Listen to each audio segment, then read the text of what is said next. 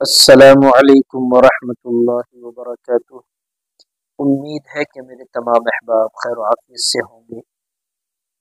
میرے عزیز بھائیوں بزرگوں، اگر کسی شخص کی تلی بڑھ گئی ہو، ہمارے پیٹ کے اندر ایک چیز ہوتی ہے تلی، اور جب وہ بڑھ جاتی ہے تو اس کے بڑھنے کی وجہ سے ورم آ جاتا ہے اور پھر دقت اور تکلیفیں ہوتی ہیں، الٹیاں بھی ہونی شروع ہو جاتی ہیں اور درد بہت زیادہ ہوتا ہے۔ تو سبھی حضرات جانتے ہیں کہ تلی کا بڑھ جانا یہ نقصان دہ ثابت ہوتا ہے، یہ ایک بیماری ہے، مرض ہے، اور اس مرض کی بہت ساری دوائیں ہیں۔ بعض لوگ اس کو جھاڑتے ہیں، بعض لوگ دم کرتے ہیں۔ میں آپ حضرات کو اسی کے تعلق سے ایک بات بتلا دیتا ہوں، قرآنی آیت سے اس کا علاج انشاءاللہ آپ کو بتلا رہا ہوں۔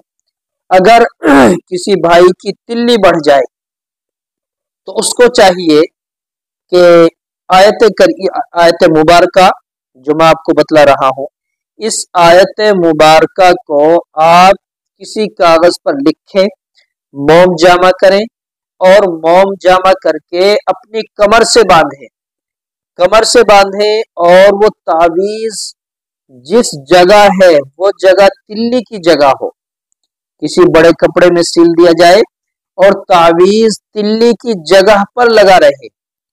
امید یہ ہے کہ انشاءاللہ اس کی برکت سے وہ ورم بھی اترتا رہے گا، درد بھی جاتا رہے گا اور تلی اپنی جگہ پہنچ جائے گی، اپنی اصلی حالت پر پہنچ جائے گی۔